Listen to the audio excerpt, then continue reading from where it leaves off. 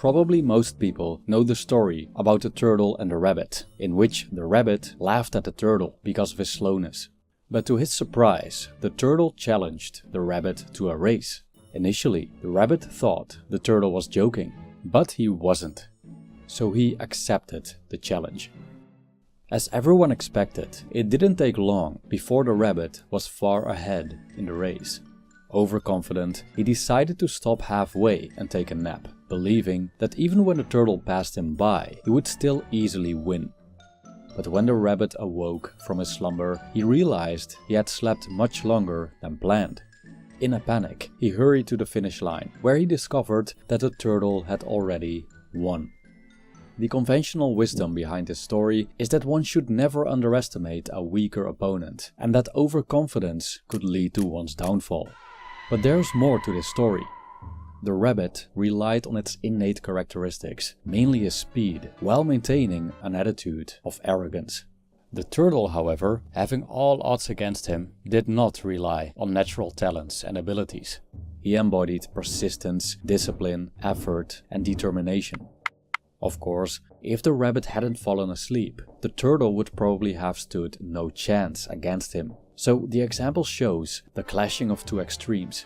But it does remind us that success isn't solely dependent on one's inherent advantages, but can also be achieved through persistence and continuous improvement. The rabbit represented a fixed mindset, thinking that because rabbits are fast and turtles are slow, the turtle couldn't possibly win.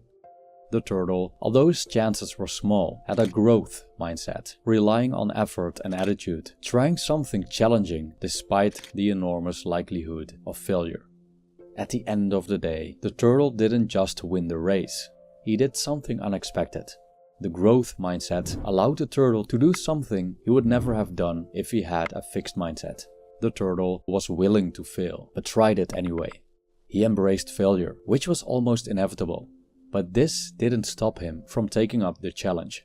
The sole fact that this creature finished a race is a tremendous achievement on its own, in which he stretched himself beyond his innate capabilities. This video explores growth and fixed mindsets, and why you can probably do more than you think.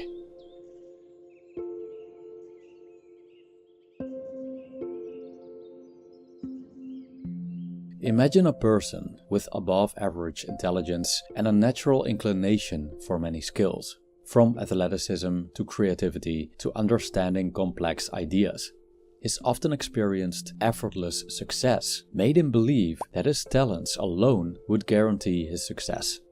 So, as opposed to many less gifted people, he didn't work to improve himself, but focused more on proving his innate brilliance. Over time, he became complacent. He was resistant to feedback and felt too arrogant to engage in something like personal growth. His attitude eventually hindered his success, and seeing less naturally talented people achieving more than him made him resentful and bitter. The individual represents the fixed mindset. Unlike a growth mindset, it's fixed because he believes that his talents are sufficient to get ahead in life and that he doesn't need any improvement because of them. He also couldn't conceive that less talented people could become more successful and skillful simply through effort and hard work. We find the dichotomy of the growth and fixed mindset in a book written by psychologist Carol Dweck named Mindset. Dweck invented the concept of the growth and fixed mindset and described how the latter holds us back from achieving things that actually lie within our reach. People with a fixed mindset rely on their innate talents and characteristics and experience an inner resistance toward developing new features or skills they don't already have or lack a natural talent for. I quote, "Actually, people with a fixed mindset expect ability to show up on its own before any learning takes place. After all, if you have it, you have it, and if you don't, you don't." End quote. In her book, Dweck distinguishes students with growth and fixed mindsets based on how they approach specific tasks. She observed that students with fixed mindsets only stayed interested in a particular activity when they did it well right away, but when they encountered difficulties, their interest and enjoyment dropped. According to Dweck, people with fixed mindsets aren't interested in growth and personal development when they face challenges.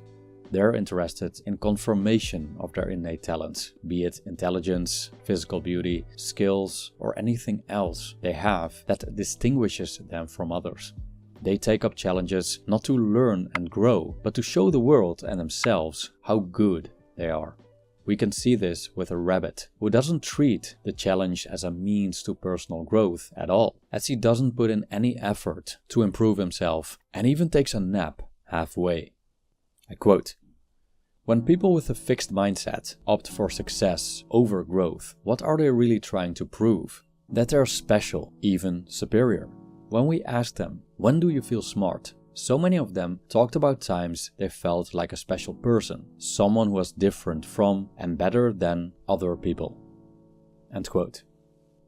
A fixed mindset is reluctant to change. People with such attitudes avoid challenges and believe that their potential is predetermined, and thus don't hold the power to change and self-improvement in high regard.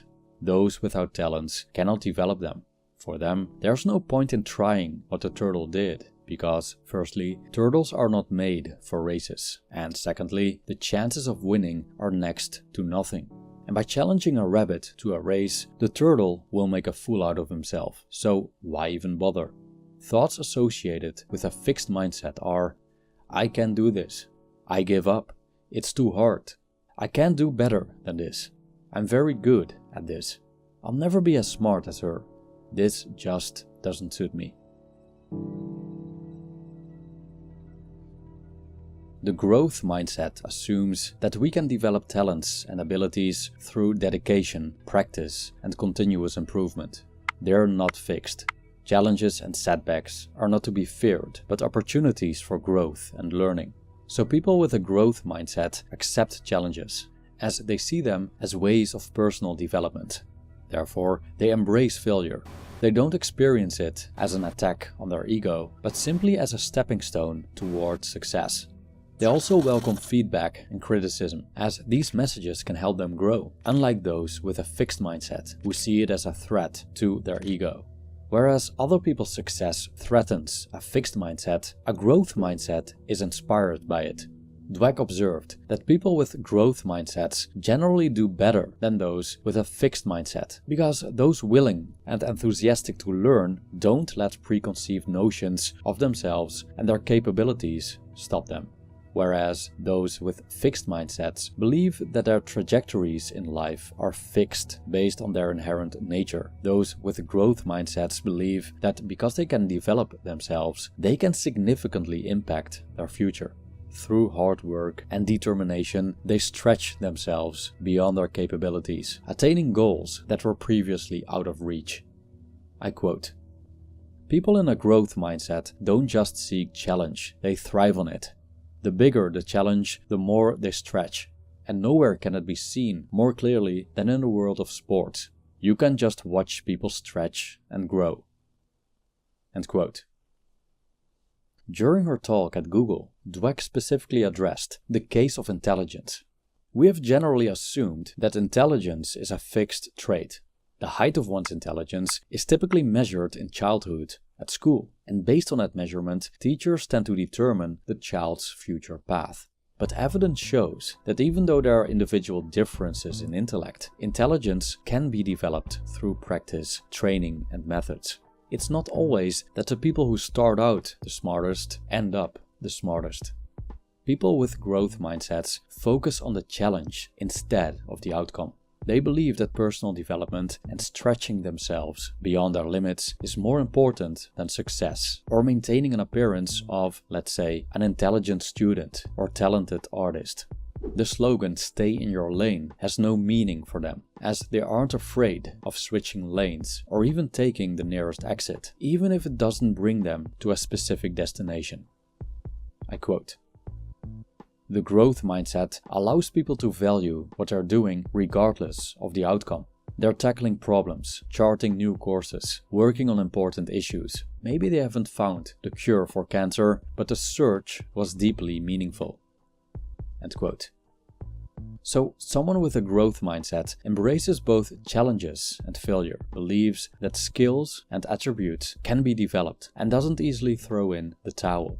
This individual is also more resilient than someone with a fixed mindset because of their trust in the process and belief that practice and effort will eventually lead to progress. Thoughts associated with a growth mindset are: I can't do this yet, but how can I improve? I'm trying a different approach. This will take time and effort. I'll keep improving myself. I'm on the right track. How did she do it? How can I develop this skill? Why do many people rather avoid challenges and stagnate instead of accepting challenges that could lead to personal growth? Why would someone be so opposed to criticism even though the key to improvement could be hiding within? It seems that people's ego plays a significant role here. One of the problems with a fixed mindset is the unwillingness to fail. But if you refuse to be a fool, learning something new is impossible. Because to learn something new, you'll have to start at rookie levels. You have to be a fool, at least for a while, before you're headed toward mastery. But for someone with a fixed mindset, success is the most crucial element of any activity. What's the point without it? Dweck argues that in a fixed mindset, failing, or not being the best, means that all has been wasted. I quote, "Clearly, people with a growth mindset thrive when they're stretching themselves. When do people with a fixed mindset thrive? When things are safely within their grasp. If things get too challenging, when they're not feeling smart or talented, they lose interest." End quote. A fixed mindset means clarity, stability, consistency, and the safety of maintaining the status quo. Change can be terrifying. It means that we charter new, unknown territory in which we might not be sure if we can rely on our current skill set. The unknown will challenge a self-image of superiority. We won't be so smart and intelligent in areas we're not experts at. And so a genius philosopher will be a fool as a construction worker. Especially if we're attached to a certain self-image that tells us we're the best, then going to places we're not could be a terrifying and uncomfortable prospect. Hence, many people rather stay where they are, safe and secure, congruent with how they see themselves. The growth mindset can help us look past our limiting beliefs and make a realistic inventory of our possibilities for personal growth. Overall, that's a positive thing, mainly because most people tend to underestimate the value and effectiveness of hard work. In many cases, skills and attributes can be developed through effort. Moreover, the growth mindset isn't just for grinders and hyper-ambitious people. It can also benefit those who want to overcome fears and other impediments. Having a fixed mindset, however, obstructs us from doing all that. But, in my opinion, embracing the concept of the growth mindset could pose some threats as well, which doesn't devalue the idea of the growth mindset per se, but rather the way people apply it. We could, for example, fall into the trap of overestimating our abilities. Even though we can stretch ourselves beyond the confines of our innate capacities, there's probably a limit as well. In all likelihood, a 40-year-old without any soccer experience or history of soccer practice will not be able to play soccer professionally for, let's say, Manchester City. Some things we just cannot reach. Just like the turtle and the rabbit, the turtle may train hours a week, but will biologically not surpass the rabbit's top speed.